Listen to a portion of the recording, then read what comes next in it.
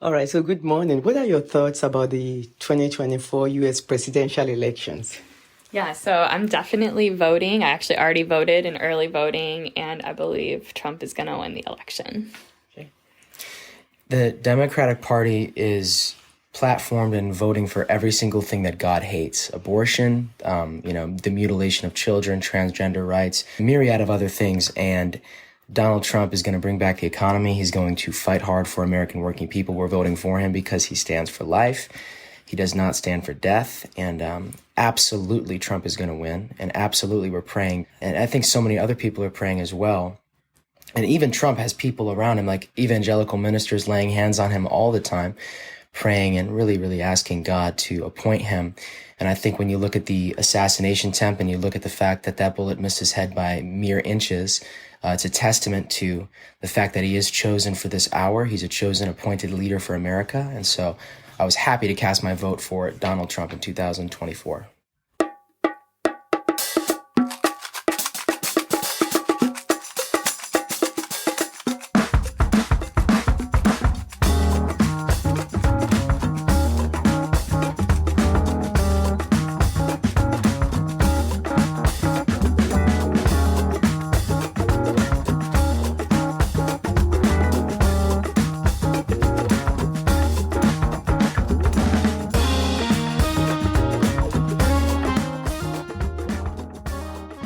Well, I think we need a change. Since the last Biden, he's good, but I think after Trump, I think we still have work to do.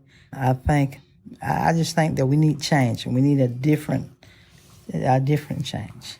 So when you say change, what exactly does that mean? So the economy is bad. We have prices of food is bad. The prices of food? Right, we have prices of food is bad. Work is bad. The prices of the wages are not where it should be. I think you cannot live with the wages that it is today. I think Kamala, I like her because of some things that she proposed that she would do, and I think she would do it. I understand that she can't do it if she is vice president. I understand she's not in control because she's not president. So I understand that she couldn't do those things that a lot of people talk about. They say that she's in office now. Why couldn't she do it then? Because she's not the president. She has her own work to do. So I think, she will bring that change that we're looking for. I think that we should give her a chance and let's see what she can do. It's better than we already tried. We already tried Trump. We already tried him, and we saw what he was about. And, I don't even think that he should be in office with the way that he carried himself. We talk about bullies in school. And the president, if he is the president should lead by example. And right now, he's bullying, using all kinds of words that are not appropriate. And we got our kids watching this stuff. So I think that if you want change, I think we're going to have to go further than we already tried Trump. And we see what he's about. And so if we want change, I think this is the change that we need.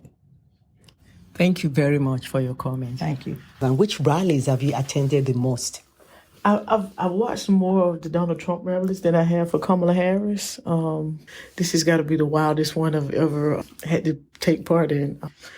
It's so divisive, that's the biggest thing to me. It's how divisive it is, and oh my goodness, the disrespect that goes on with the rallies, and that's mostly why I watch him, just to see how he derails and talks about a lot of nonsense type stuff, and versus the issues at hand that should be being discussed. A lot of times Fox 5 covers the rallies. Mm-hmm.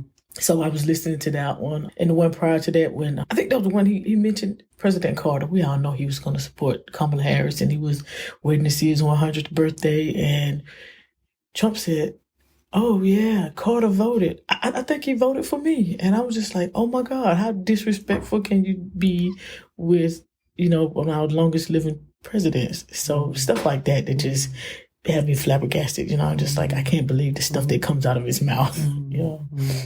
So you're excited to see what November I am. 5 shows? I'm excited and also a little scary, because I can't believe how many people actually support Trump. And it's, I see more, and I know that she got in the race kind of late. And I think that has a lot to do with not seeing the promotions or the ads or a lot of the campaign stuff other than on social media.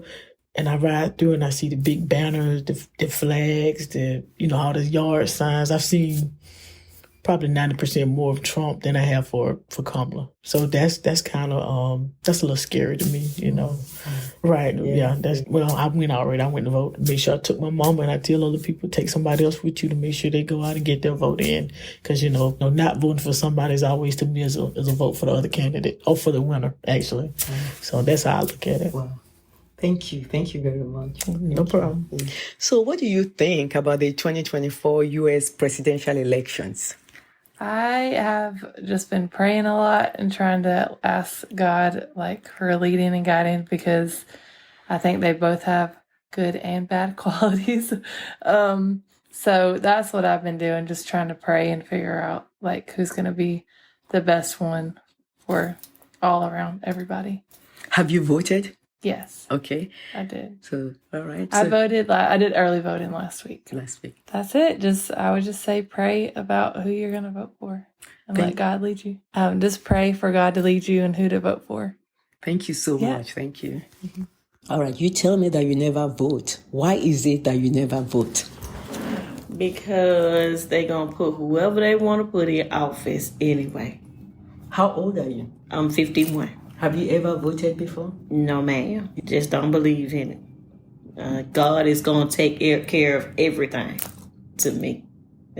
So every time they put somebody in, that we really want, they put somebody else in. So that's why I don't vote. Wow. Well, thank you so much for your input. You're welcome. Oh, I am excited to see what is going to happen. I am hoping that we will get a leader who is going to support education and support women's health, allowing us to let the doctors make the decisions, and the doctors and the patients. Wow. Thank you. Have you attended any rallies? No, I haven't attended any rallies, but I watched the debate. I watched CNN. I listened to CNN. So I'm hopeful. Yes. Thank you very much. Thank you. In 2024 America, letting a woman suffer or even die after a miscarriage or an abortion is both cruel and unthinkable. Every woman facing the raw pain and fear of these situations deserves our compassion, not judgment. This isn't about politics. It's about basic human decency and respect for life. These are real lives and real struggles. No one should be left alone to bear that burden. Compassion recognizes the complexity of each woman's experience and insists on providing care, dignity, and support.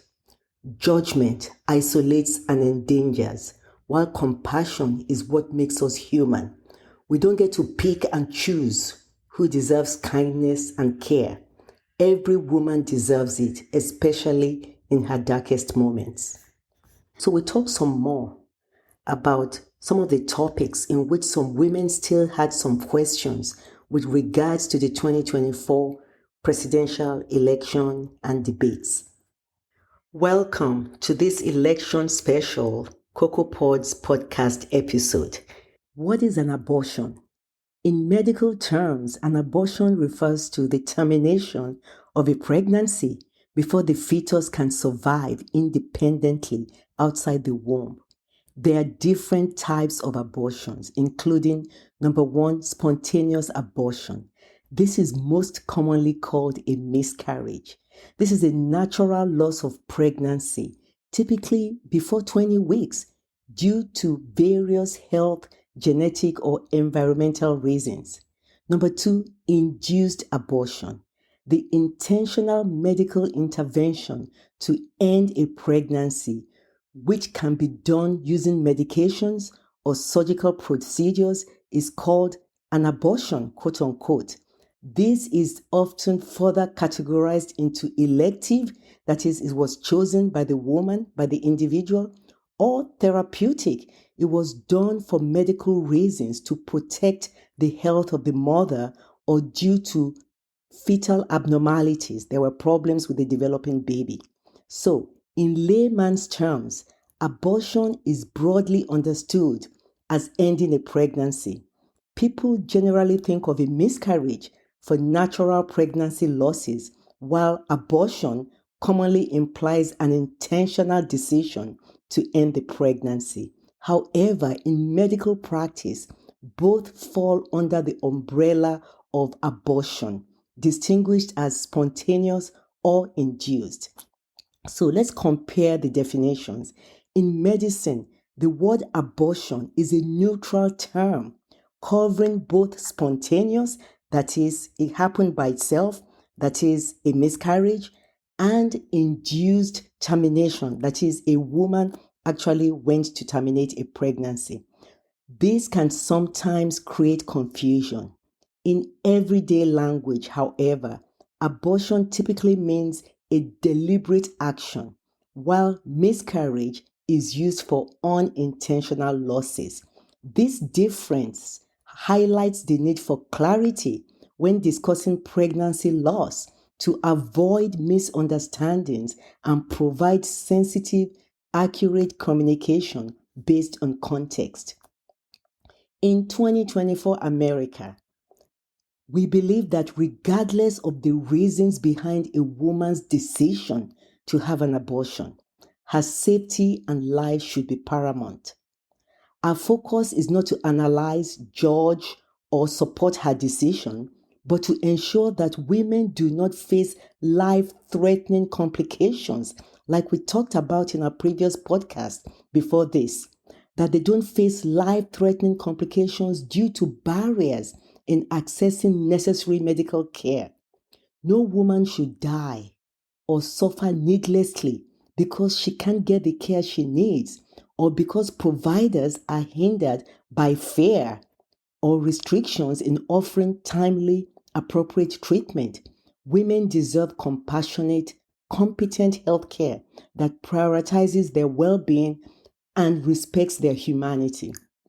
So, in the 2024 US presidential election, the two major candidates have distinct positions on abortion access and related healthcare policy. For Kamala Harris, abortion access, she advocates for restoring federal protections for abortion rights, aiming to codify the standards established under Roe versus Wade. We talked about this in the podcast just before this.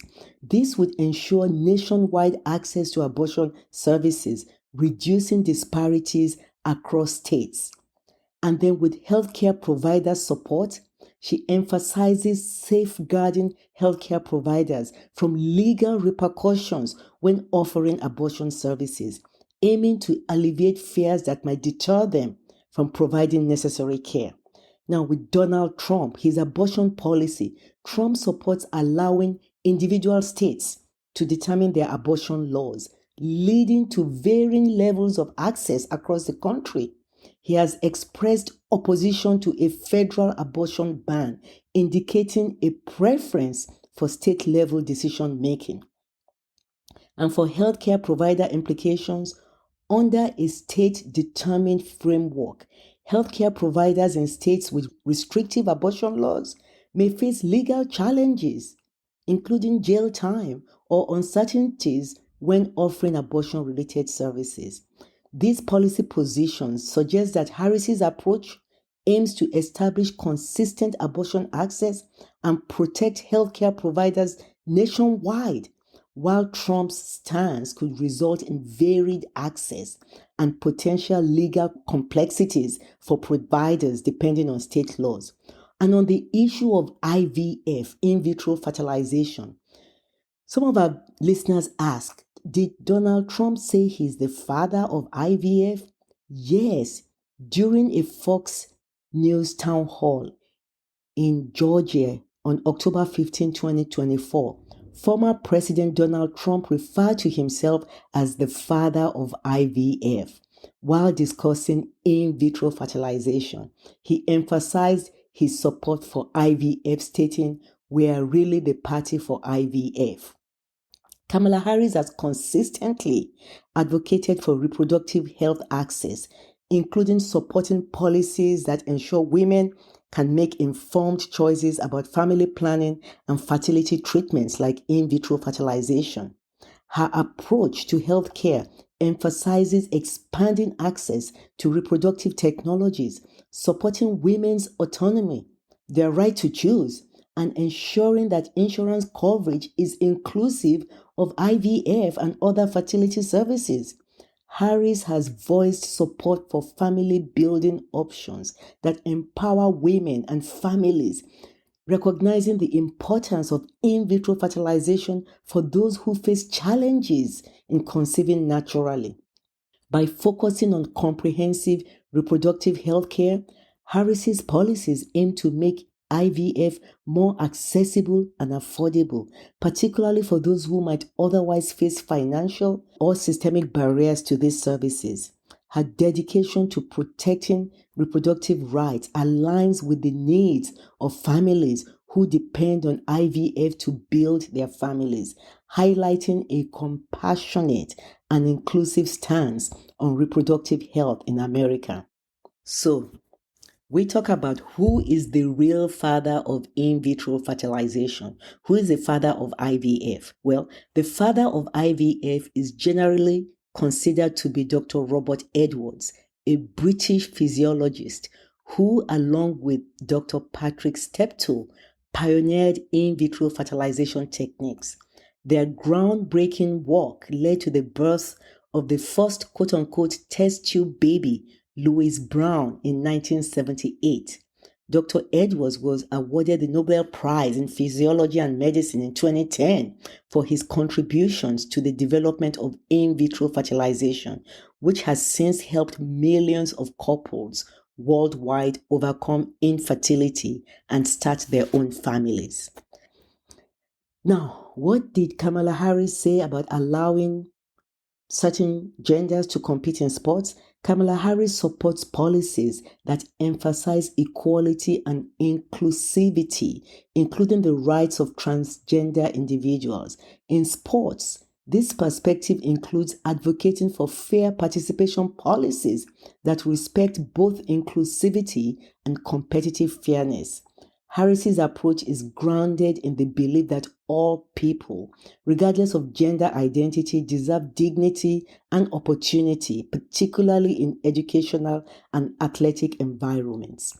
These policies Harris supports aim to protect transgender individuals from discrimination, while ongoing discussions within sports organizations continue to address competitive fairness and the development of specific guidelines that respect the integrity of women's sports. Harris's stance reflects a commitment to civil rights and anti-discrimination, balancing these principles with the nuanced needs of athletic competition.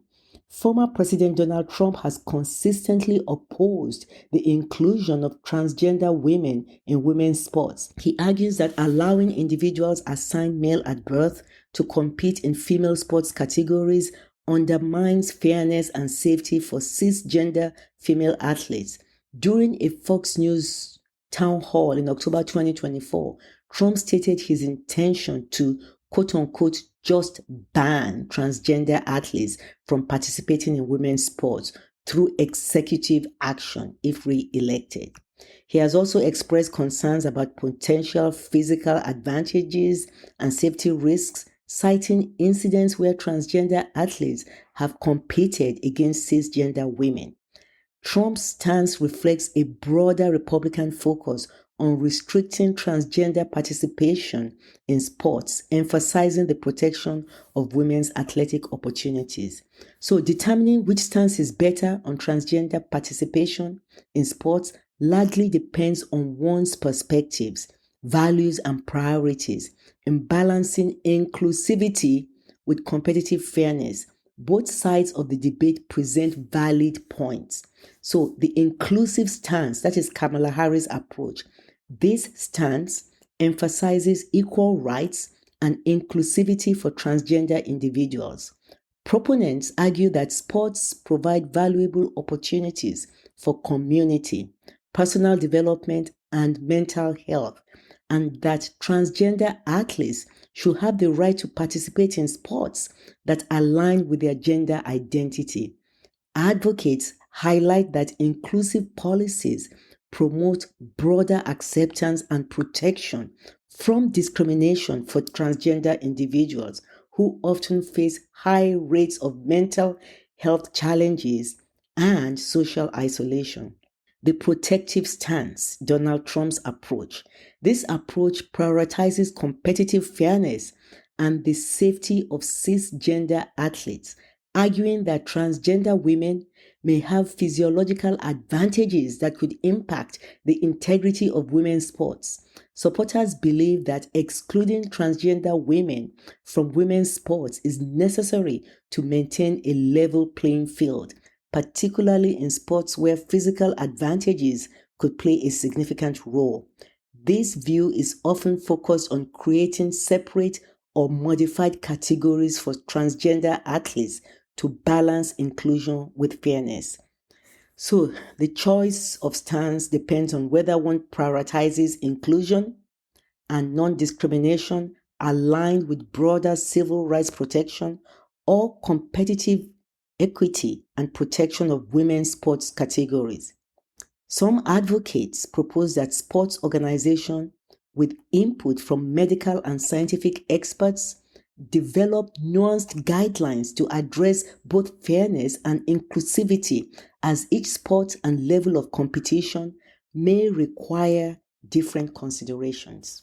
So let's listen to what some people in the community are saying about these 2024 US presidential elections.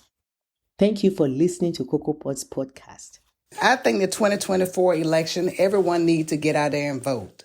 First of all, you don't want nobody telling you what you can and cannot do to your body. That's your body.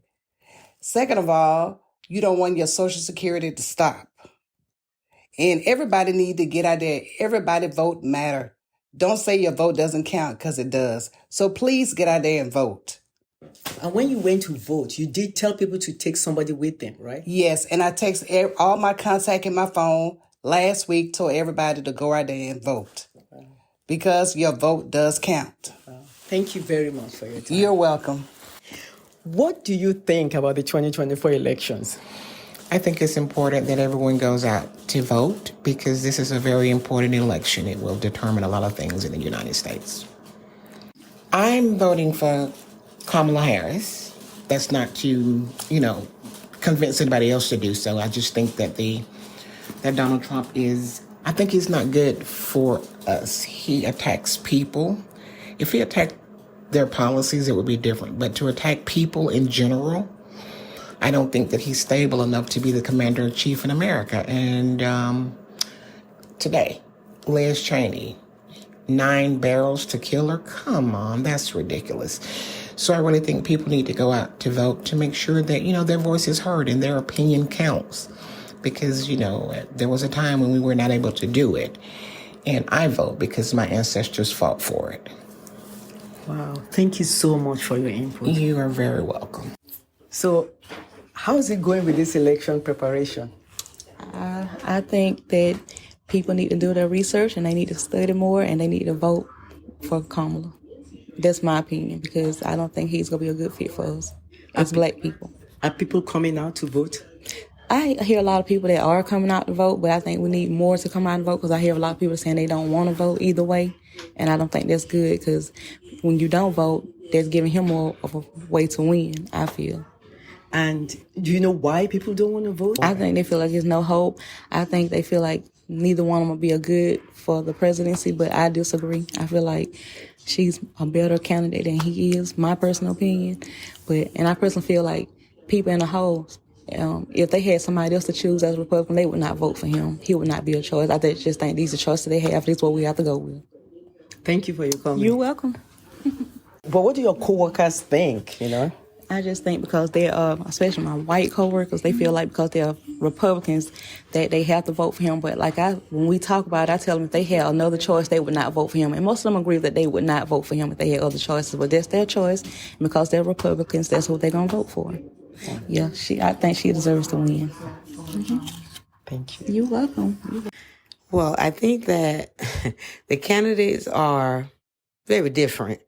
And I don't want to be opinionated, but it should be a clear choice of what's best for us as a people, us as women of color or of not, just as the country as a whole. It's like we've been there, done that. Definitely with one candidate. We saw the results, some positive, some not so much so for the country. We've seen that. It's time to try new, better things, better ideas, respectful of us as a country, as a people, as a whole, and as women. And I think it's going to be a good election if everybody comes out and votes in the way in which we should. It really shouldn't be about parties necessarily, but what the individuals are expressing as their ideas and what we are as people and as a country and what we really believe in. And if we stand on that and unite on that, I think we'll have a good result with better results in the future. It's an interesting election. It's exciting. I'm ready to see the results. Go vote. I voted. Thank you. You're welcome. Do you think your vote will make a difference? Yes, ma'am, I do. I'm hoping it does. Okay. Have you voted? Not yet. Probably go after I leave him here. Okay. Are you excited to see what might come of it, or you don't care? I'm not going to say I don't care. It's just whatever God has in store for us, it's just for us. Wow. Thank you. You're welcome. What I think about the 2024 election is unfortunate, the most critical and crucial one, because we have some very unfortunate people that's running for this election. Not people, a person that's running for president that I don't think should be running. But it's very important to know that for me, myself, I did absentee ballot. With my absentee ballot, I did not mail it in. What I did, I walked it into my precinct because I want to make sure, for sure, that they did receive it. So for people who may not know that even if you have an absentee ballot, you don't have to mail it in. You can walk it into your precinct. So just also want to throw out there that if you have a child that's 17 and a half, I believe in the state of Georgia, they're also able to vote. It's just very important. This 2024 election, I'm voting for my girl Kamala. I'm not telling you who to vote for, but that's my pick at this point. So it's just really wild out here, crazy, and very sickening. So just everybody get out and vote. Thank you very much. Thank you. I think it's turned into almost like a yelling match between the two. They each try to slam each other instead of promoting their policies more than they should. A lot of people don't even know which candidate has what policy because they're too busy listening to all the flack that they're giving each other instead of focusing on what really needs to be done for the country. So are you looking forward to the results? That I am. I do feel strongly about one of the candidates. She conducts herself with a little more decorum than I think the other one does, and I do appreciate the slight decorum. And have you voted? Yes, I went ahead and did early election. All right. Thank you so much for your comment. Thank you. It's important that everybody votes. I think that everyone needs to get out there, and we shouldn't assume, that our candidate's safe, and that we should go ahead and, get out there and vote. Yeah, I don't know. I'm voting for Trump. I think he's the best choice for our economy and our families. And I know that that's what I need to put first more than anything, because we're all struggling with that now. I feel like it's a bigger deal this year than To other vote, years. right? You know, yeah. I mean, Yeah. I don't want to say that, you know, some year it's not important to vote, and, you know, I think you always should, but, you know, it feels a lot more important this year. Everybody should try. Yeah. Try to vote. Yeah. Okay, good. Yeah, it's not that hard. My thoughts are I don't know really much about the candidates, so I only know what I hear because I haven't been reading a lot. So I just don't know which way to vote or go, but I am going to vote. Thank you very much. Thank you.